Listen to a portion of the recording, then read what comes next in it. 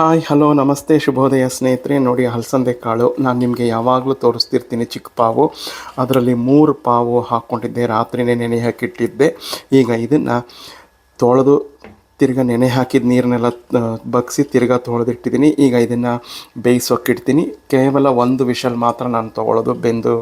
ತುಂಬ ಬೆಂದು ಹೋಗ್ಬಿಡುತ್ತೆ, ಆಮೇಲೆ ಕಾಳೇನು ಸಿಗೋದೇ ಇಲ್ಲ ತಿನ್ನೋಕ್ಕೆ. ಈಗ ಇದ್ರ ಜೊತೆಗೆ ನಾನು ಇನ್ನೇನು ತರಕಾರಿಗಳನ್ನ ಹಾಕ್ತಾಯಿಲ್ಲ, ಕೇವಲ ಹಲಸಂದೆ ಕಾಳು ಮಾತ್ರ. ಇದನ್ನು ಬೇಯೋಕ್ಕಿಡ್ತೀನಿ. ನಂತರ ಇದನ್ನು ಯಾವ ರೀತಿ ನಾನು ನಮ್ಮ ಮನೆಯಲ್ಲಿ ಸಾರನ್ನ ಮಾಡ್ತೀನಿ ಅನ್ನೋದನ್ನು ನಿಮಗೆ ಕಂಟಿನ್ಯೂ ಆಗಿ ಶೇರ್ ಮಾಡ್ತಾ ಹೋಗ್ತೀನಿ. ಬನ್ನಿ, ಈಗ ಮೊದಲು ಇದನ್ನು ಕುಕ್ಕರ್ಲಿಟ್ಟು ಬೇಯೋಕೆ ಇಟ್ಬಿಡ್ತೀನಿ. ಪ್ರೀತಿಯ ಸ್ನೇಹಿತರೆ, ನೋಡಿ, ಕುಕ್ಕರಲ್ಲಿ ಹಲಸಂದೆ ಕಾಳನ್ನ ಬೇಯೋಕೆ ಇಟ್ಟಿದ್ದೀನಿ. 1 ವಿಷಲ್ ನಾನು ತೊಗೊಳ್ಳೋದು. ಈಗ ಸಾರಿಗೆ ಮೊದಲಿಗೆ ಹುರ್ಕೊಳ್ಳೋಕ್ಕೆ ಸಾಂಬಾರು ಪದಾರ್ಥಗಳನ್ನ ನೋಡಿ, ನಾನೆಲ್ಲ ಈ ಸ್ಪೂನ್ ಅಳತೆಯಲ್ಲಿ ತೊಗೊಂಡಿರೋದು. 3 ಸ್ಪೂನು ಕಡಲೆಬೇಳೆ, 2 ಏಲಕ್ಕಿ ಹೆಸಳು, 4 ಸ್ಪೂನು ಕೊತ್ತಂಬರಿ ಬೀಜ, 2 ಸ್ಪೂನು ಉದ್ದಿನಬೇಳೆ, 1 ಸ್ಪೂನು ಸಂಪೂರ್ಣ 1 ಸ್ಪೂನು ಜೀರಿಗೆ, 1/4 ಸ್ಪೂನು ಸಾಸಿವೆ ಮತ್ತು ಮೆಂತ್ಯ, ಸ್ವಲ್ಪ ಕರಿಬೇವು, ಖಾರಕ್ಕೆ ಅನುಗುಣವಾಗಿ ಗುಂಟೂರು ಅಂದರೆ ಬಳ್ಳಾರಿ ಮೆಣಸಿನ್ಕಾಯಿ 3, ಬ್ಯಾಡಗಿ ಮೆಣಸಿನ್ಕಾಯಿ, ಹುಳಿಗೆ ಹುಣಸೆ ಹಣ್ಣು ಮತ್ತು ಅಡಿಗೆ ಅರಿಶಿನ ಕೊನೆಯಲ್ಲಿ ಹಾಕ್ಕೊಳ್ಳೋದು. ಮತ್ತು ನೋಡಿ, ದೊಡ್ಡ ತೆಂಗಿನಕಾಯಿ ಹೆಚ್ಚಿಗೆ ಹಾಕಿದಷ್ಟು ತುಂಬ ಚೆನ್ನಾಗಿರುತ್ತೆ.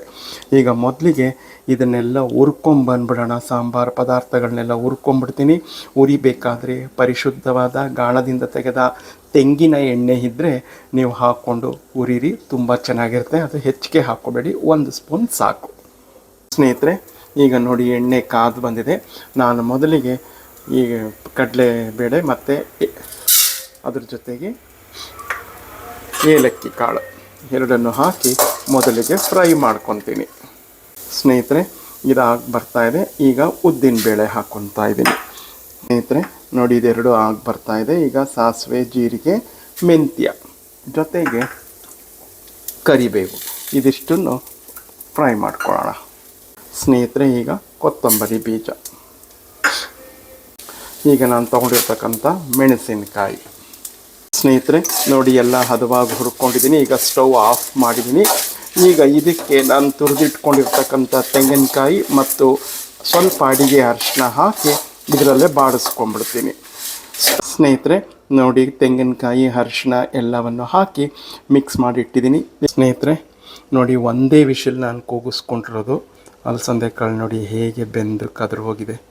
ರಾತ್ರಿ ನೆನೆ ಹಾಕಿರ್ತೀವಲ್ವ, ಆದ್ದರಿಂದ. ಈಗ ನಾನು ಹುರ್ಕೊಂಡಿರ್ತಕ್ಕಂಥ ಸಾಂಬಾರು ಪದಾರ್ಥಗಳು ತಣ್ಣಗಾಗಿದೆ.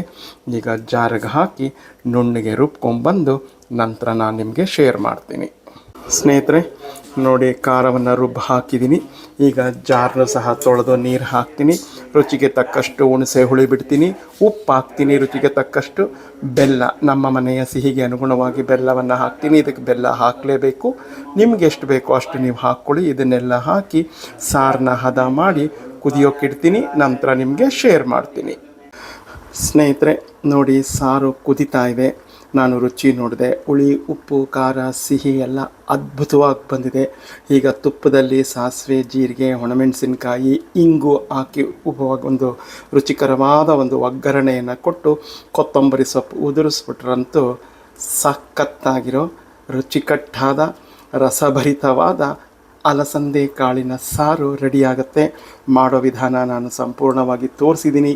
ನೀವು ಒಮ್ಮೆ ಮಾಡಿ ಹೇಗಿತ್ತು ಅಂತ ನನಗೆ ತಿಳಿಸಿ. ನೀವು ಬೆಳಗ್ಗೆ ಇಡ್ಲಿ ಮಾಡಿದಾಗ, ದೋಸೆ ಮಾಡಿದಾಗ ಇದನ್ನು ಮಾಡ್ಕೊಂಬಿಟ್ರೆ ಬೆಳಗ್ಗೆ ಸಮಯ ನಿಮಗೆ ಇಡ್ಲಿಗೂ ಆಗುತ್ತೆ ಅಥವಾ ದೋಸೆಗೂ ಆಗುತ್ತೆ, ಮಧ್ಯಾಹ್ನ ಊಟಕ್ಕೂ ಆಗುತ್ತೆ. ಒಂದಿನ ಪೂರ್ತಿ ಇದೇ ಮುಗಿದೋಗ್ಬಿಡುತ್ತೆ. ತುಂಬ ಚೆನ್ನಾಗಿರುತ್ತೆ. ರಾಗಿ ಹಿಟ್ಟಿಗಾಗಲಿ, ದೋಸೆ, ಇಡ್ಲಿ, ಪೂರಿ, ರೊಟ್ಟಿ, ಚಪಾತಿ ಎಲ್ಲದಕ್ಕೂ ಅದ್ಭುತವಾಗಿರುತ್ತೆ. ಟ್ರೈ ಮಾಡಿ ಹೇಗಿತ್ತು ಅಂತ ನನಗೆ ಮರೆಯದೆ ತಿಳಿಸಿ. ಸ್ನೇಹಿತರೆ, ಸಾರು ರೆಡಿ ಆಯಿತು. ಒಗ್ಗರಣೆ ಪ್ಯಾನ್ ಇಟ್ಟಿದ್ದೀನಿ, ತುಪ್ಪ ಹಾಕಿದ್ದೀನಿ. ತುಪ್ಪದಲ್ಲೇ ನೀವು ಒಗ್ಗರಣೆ ಮಾಡಿ, ಇಂಥ ಸಾರುಗಳಿಗೆ ರುಚಿ ಹೆಚ್ಚಾಗುತ್ತೆ. ಇಲ್ಲಿ ಒಗ್ಗರಣೆಗೆ ಒಣಮೆಣಸಿನ್ಕಾಯಿ, ಸಾಸಿವೆ, ಜೀರಿಗೆ ಮತ್ತು ಪುಡಿ ಇಂಗು ಇದಿಷ್ಟನ್ನು ಒಗ್ಗರಣೆ ಹಾಕಿ ಸಾರಿಗೆ ಹಾಕಿಬಿಟ್ಟು ಕೊತ್ತಂಬರಿ ಸೊಪ್ಪು ಹಾಕಿಬಿಟ್ರೆ ರುಚಿಕಟ್ಟಾದ ರಸಭರಿತ ಅಲಸಂದೆ ಕಾಳಿನ ಸಾರು ರೆಡಿಯಾಗುತ್ತೆ. ಸ್ನೇಹಿತರೆ, ಸಾರಿಗೆ ಒಗ್ಗರಣೆಯನ್ನು ಹಾಕಿದ್ದೀನಿ. ಈಗ ನಾವು ಇನ್ನೇನು ಹಾಕಬೇಕು ಅಂದರೆ ಕೊನೆಯಲ್ಲಿ ಕೊತ್ತಂಬರಿ ಸೊಪ್ಪು ಹಾಕಿಬಿಟ್ರೆ ರುಚಿಕರವಾದ ರಸಭರಿತವಾದ ಆರೋಗ್ಯಕರವಾದ ಅಲಸಂದೆ ಕಾಳು ಸಾರು ರೆಡಿಯಾಗುತ್ತೆ. ಮಾಡೋ ವಿಧಾನ ಸಂಪೂರ್ಣವಾಗಿ ತೋರಿಸಿದ್ದೀನಿ. ನೀವು ಮಾಡಿ ಹೇಗಿತ್ತು ಅಂತ ನನಗೆ ಕಮೆಂಟ್ನಲ್ಲಿ ಮರೆಯದೆ ತಿಳಿಸಿ. ಮತ್ತೊಂದು ಇಂಟರೆಸ್ಟಿಂಗ್ ವಿಡಿಯೋಂದಿಗೆ ಬರ್ತೀನಿ. ಎಲ್ಲರಿಗೂ ನಮಸ್ಕಾರಗಳು. ಜೈ ಗಣೇಶ.